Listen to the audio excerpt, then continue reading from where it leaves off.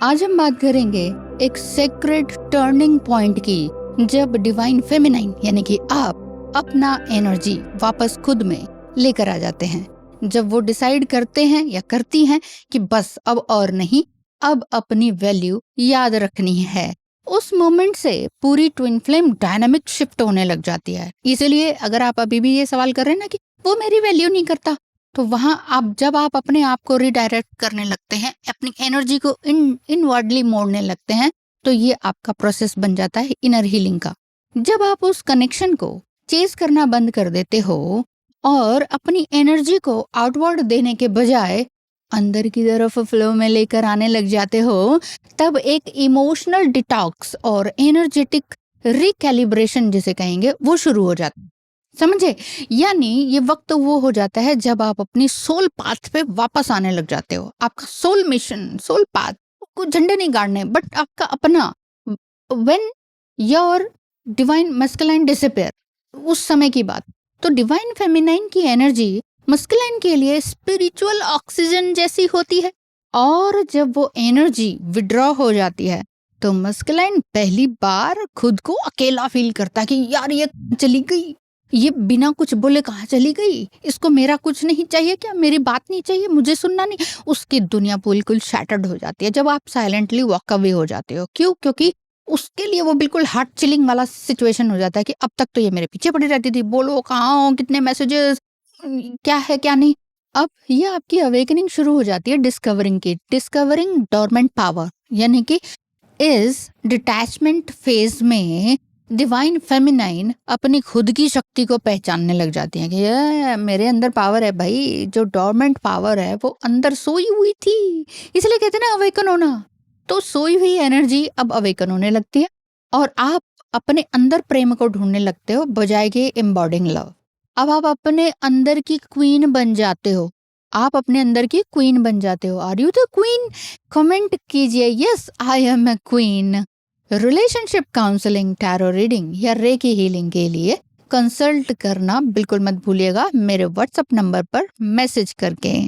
The dark night of the soul यानी कि his spiritual emergency क्या होता है? मस्कुलाइन के लिए ये फेज होता है dark night of the soul का, जब आप साइलेंटली वॉक अवे हो जाते हो। वो इमोशनल कंफ्यूजन और उनके अंदर का जो गिल्ट है और लोनलीनेस है, उससे वो गुजरते हैं। But this pain is not for punishment.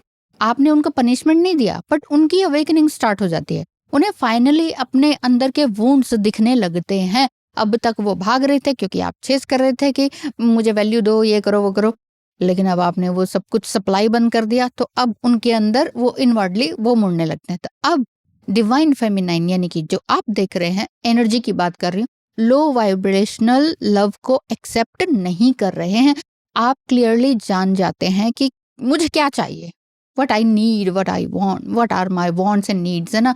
तो ये स्टैंडर्ड आपका बन जाता है कि क्लैरिटी में आ जाते हो, ऑनेस्ट हो जाते हो, अपने आप से ट्रुथनेस में आ जाते हो अपनी। तो अब नो लॉन्गर ब्रेड क्रम्स, है ना। तो ये जो डिटैचमेंट या वॉक अवे वाला जो सीन है, ये आपके अंदर के ट्रू लव को जागृत। अटैचमेंट का गिफ्ट ये होता है कि आपका सेक्रेड स्पेस, जहां पर आपका ईगो डिसॉल्व होता है और ट्रू डिवाइन लव ब्लूम कर सकता है या करता है। ये स्पेस मस्कुलाइन को भी ग्रोथ का मौका देता है, because now union is no longer about attachment, it's about alignment. इसीलिए जब तक प्यार में अटैचमेंट रहता है और हम कहते हैं कि अब वो हमें देखता नहीं, तो जब तक आप अलाइनमेंट में नहीं आओगे, तब तक आप शाइन कैसे करोगे, रेडिएंट कैसे होगे? ये आपका वक्त है डिवाइन फेमिनाइन एनर्जी, चाहे आप मेल देख रहे हैं चाहे फीमेल देख रहे हैं, to shine, to glow, to live your purpose. Divine feminine का मिशन सिर्फ रीयूनियन नहीं होता कि हमारा तो मिशन है, हम तो रीयूनियन इसी जीवन में पाएंगे। नो, आपका मिशन है अपनी ही लाइट को पहचानना, अपने अंदर के यूनियन को अट्रैक्ट करना, not from the need of your soul, बल्कि असल में आपका ट्रुथ क्या है। इसीलिए सवाल ये उठता है कि what happens with divine masculine, जो आपका मस्कुलाइन एनर्जी है, इफ डिवाइन फेमिनाइन यानी कि यू गेट डिटैच, क्या वो वापस आता है? उसकी दुनिया अगर शैटर्ड होती है तो क्या वाकई समझ के फिर वो वापस आता है? तो डिवाइन फेमिनाइन जब डिटैच होती हैं या वॉक अवे हो जाती हैं तो emotionally, energetically and spiritually divine masculine के अंदर एक बड़ा स्पिरिचुअल अर्थक्वेक होता है, बहुत बड़ा शिफ्ट होता है। तो ये शिफ्ट साइलेंट होता है पर डीप होता है, बहुत डीप होता है। और हाँ, बहुत बार वो वापस भी आते हैं, लेकिन ये डिपेंड करता है आपके ऊपर, उनकी एनर्जी के ऊपर। वो वापस ही वापस आए ऐसा 100% नहीं कह सकते, उनकी एनर्जी के ऊपर होता है और कितना शॉक उनको मिला है, स्पिरिचुअली ग्रो करने के लिए वो तैयार हैं कि नहीं। क्योंकि जब आप अपनी एनर्जी को वापस खींच लेते हो ना कि नहीं मुझे उसको एनर्जी नहीं देना, तो फिर डिवाइन मस्कुलाइन आपकी तरफ आता है। ये कौन कहता है? कई लोग कहते हैं कि अगर आप डिवाइन मस्कुलाइन को नहीं देखोगे, नहीं पूछोगे, वो भाग जाएगा। नहीं भागने दो, फिर आपको वैलिडेशन की कोई जरूरत थोड़ी है। आप अनकंडीशनल लव को कैसे समझेंगे जब आप खुद को लव नहीं कर रहे या कंपैशनेट नहीं हो रहे? कंपैशनेट मतलब खुद को भी तो माफ करना है और नेगेटिव पीपल या नेगेटिव थॉट पैटर्न से भागना है, अब डील करना है, ईगो को ब्रेक करना है। तो जब आपका ईगो ब्रेक होता है तो पहले, या आपके पर्सन का होता है, तो वो जो है समझने लग जाते हैं कि ये क्या चल रहा है मेरे अंदर, क्या केओस है। लेकिन टाइम के साथ साथ उनका ईगो जो क्रम्बल होता है ना, तो उन्हें ये समझ में आने लगता है कि आपको मैंने कैसे यूज किया या समझा या नहीं समझा। उनकी प्रॉब्लम जो है ना वो बाहर नहीं थी, वो अंदर थी। तब उनका भी तो इनर, आप कहते हो ना कब होता है, कब होता है, कब वो जागृत होता है, कब वो मेडिटेशन पे बैठता है। जरूरी नहीं है मेडिटेशन है, मेडिटेशन का मतलब अपने अंदर ध्यान देना है बेसिकली। अब वो चाहे वो किसी भी तरीके से करो, ठीक है। तो अब आपका डिवाइन मस्कुलाइन का जो भी रिलेशनशिप जो वोन्स हैं वो भी ठीक होने लगते हैं, चाहे वो उनकी मदर के साथ हो या एनी फीमेल के साथ हो, वो ठीक होने लगते हैं। और उनका सोल मिशन भी जागृत होने लगता है, जिसमें कि वो अपने फ्लॉज, अपने फियर्स, अपने थॉट पैटर्न्स, उन सब पर काम करने लगते हैं एज अ मिशन कि अब तो मुझे ये करना है। यानी कि come back happens, but it depends. अगर वो सच में अवेकन हो गए हैं आपका डिवाइन मस्कुलाइन, तो वो रिटर्न जरूर करेंगे। कैसे? With honesty, with depth, with inner transformation.